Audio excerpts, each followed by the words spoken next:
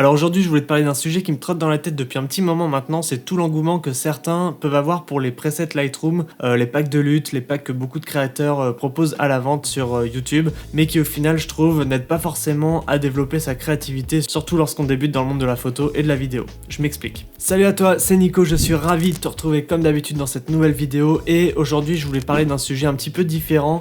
comme je te l'ai dit dans l'intro, quelque chose qui me dérange un petit peu dans le monde de la photo et de la vidéo, surtout ici sur internet, sur YouTube, c'est au niveau de la vente de presets, que ce soit sur Lightroom pour les photos ou bien sur Premiere Pro, DaVinci Resolve ou Final Cut, peu importe le logiciel pour la vidéo. Alors ce n'est pas du tout une critique ni un coup de gueule, je critique pas ceux qui proposent ça, ni même la qualité de leurs presets ou de leur travail, mais je voulais t'expliquer un petit peu aujourd'hui mon point de vue, pourquoi il faut pas succomber dans l'achat compulsif de presets en espérant que ça fasse décoller ta carrière. Donc ça fait plusieurs années personnellement que je consomme du contenu sur YouTube très régulièrement, quasiment tous les jours, et depuis quelques mois maintenant, je constate quelque chose que j'avais pas remarqué avant, c'est que beaucoup de youtubeurs proposent des packs de presets à vendre, donc que ce soit en photo ou en vidéo. Alors c'est des presets qu'ils ont développés au fil du temps et qui correspondent à leur identité visuelle et au matériel qu'ils utilisent, mais personnellement je trouve pas ça très utile pour la majorité des gens. Alors comme je te l'ai dit, je suis pas du tout en train de remettre en cause leur travail, je sais que créer des presets ça demande du temps, j'en ai moi-même créé, que ce soit en photo ou en vidéo, je les propose juste pas à la vente, je les garde pour moi, et c'est également extrêmement compliqué à créer pour obtenir un résultat qui nous plaît. Mais par contre je remarque que dans la plupart des cas, c'est pas très utile d'acheter les presets des autres créateurs. Alors je fais cette vidéo car moi-même ça m'est arrivé d'en acheter pas mal il y a quelques années, et en triant mes dossiers récemment, j'ai remarqué que je les avais encore et que dans la grande majorité, on va dire à 90% des cas, je les avais quasiment jamais utilisés. Alors je me souviens, le premier pack de presets que j'ai acheté, c'était un pack sur Lightroom de Peter McKinnon, je suis sûr que tu le connais, il me semble que c'était en 2018, un truc comme ça. Donc ce pack, je l'ai installé, j'ai commencé à regarder ce que ça pouvait donner comme look à mes images grâce aux différents presets qu'il y avait à l'intérieur, mais au final, sur la plupart de mes photos, je finissais toujours par repartir de zéro et faire mes retouches moi-même. Donc en gros, depuis 4 ans, sur toutes mes retouches photos, j'ai appliqué quasiment aucun preset d'un autre créateur, sauf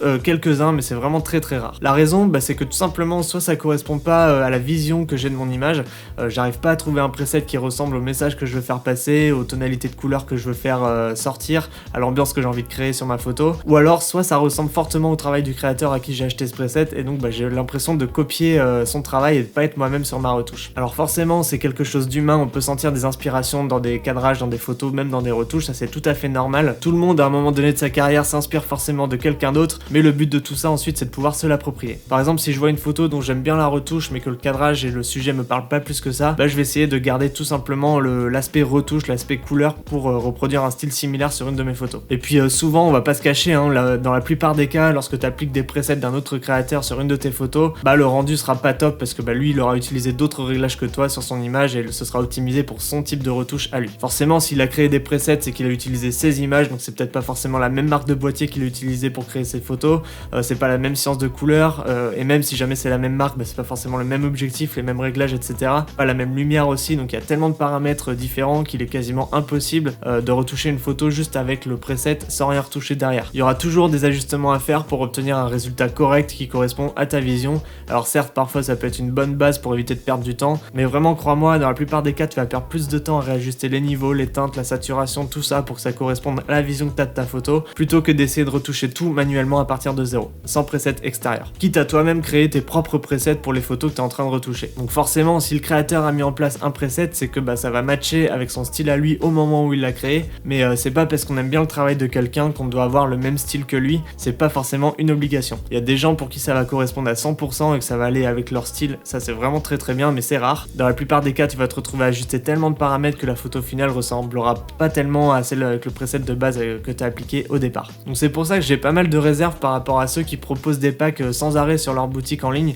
même si je comprends la démarche et je respecte le truc à fond et que je les comprends à 100%, je sais que ça va vendre et que ça va marcher, mais personnellement je suis pas du tout la cible, je préfère à la limite m'en inspirer, essayer de comprendre comment certaines retouches sont faites en mettant une image de référence et en ajustant les paramètres de ma photo pour essayer de matcher avec cette image de référence. Donc je trouve que je progresse plus comme ça et je développe un peu plus mon style, on va dire que je me l'approprie ce style plutôt que d'appliquer simplement un preset qui n'obtiendra pas forcément le résultat que j'ai en tête. Et puis selon moi c'est vraiment la meilleure manière de progresser, de jouer avec les différents sliders sur Lightroom, jouer avec les couleurs par exemple pour essayer d'obtenir un résultat qui ressemble un petit peu à la photo que tu avais vue, et c'est là que tu comprendras en fait comment changer les paramètres pour obtenir le résultat que tu veux. C'est là que tu vas vraiment progresser en fait, plutôt que d'appliquer un preset bêtement. Pour la vidéo c'est un petit peu différent, alors je suis pas trop fan des luttes même si j'en ai déjà utilisé, mais c'est très rare. Donc pour ma part, toutes les vidéos vidéos que je filme sont filmées en log. Donc le log, c'est un profil d'image qui ressemble à ça. C'est très très gris, très désaturé, mais c'est un profil d'image dans lequel se trouve un maximum d'informations sur les tonalités de couleurs et il possède également une très bonne plage dynamique. Alors la raison pour laquelle je parle de ça en fait, c'est que pour étalonner correctement le profil log, il faut passer par une lutte de conversion pour avoir une image en Rec 709. Et ça, c'est quand même assez pratique car en seulement 2 clics, on passe d'une image comme ça à une image comme ça, ce qui est quand même un petit peu mieux, plus vivant, plus contrasté. Et ensuite, on peut procéder à l'étalonnage qui au final deviendra une image comme celle-ci. Donc parfois, ça m'arrive d'effectuer la conversion Rec 709 moi-même sans passer par une lutte. Donc ça prend un petit peu plus de temps, mais à force de pratiquer et puis parce que je connais bien mon matériel et le profil d'image que j'utilise, je deviens habitué en fait. Mais à part pour les luttes de conversion, j'utilise pas du tout de preset tout prêt pour de la vidéo. Je préfère vraiment travailler les couleurs moi-même, ça me donne une plus grande liberté,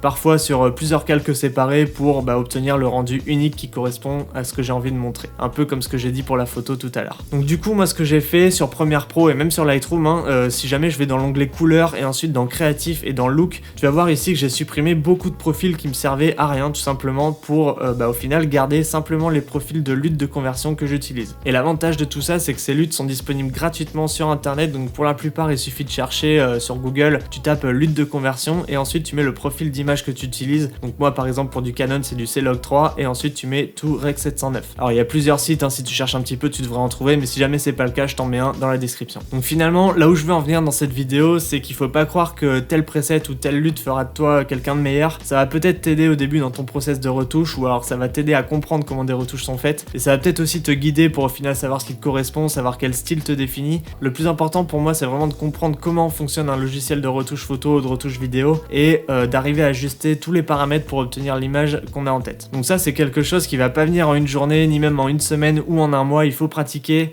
développer son œil, son style, sa créativité, mais arrêter de croire que si jamais on balance un preset sur une photo, ça va la faire devenir quelque chose de dingue. Ça c'est totalement faux. Quoi qu'il en soit, tout ça c'est vraiment que mon avis. Bien sûr chacun est libre de faire ce qu'il veut, je juge personne. D'ailleurs si jamais toi tu utilises des presets, que ce soit pour de la retouche photo ou bien des luttes dans la vidéo, je suis curieux de savoir, dis-moi ça dans les commentaires. En attendant, si jamais c'est pas encore le cas, je t'invite à t'abonner à la chaîne, c'est juste en bas, tu sais où c'est, à faire augmenter un petit peu cette communauté. Lâche ton plus beau like si jamais t'as kiffé cette vidéo et moi je te dis à très bientôt pour une nouvelle vidéo. Porte-toi bien, ciao.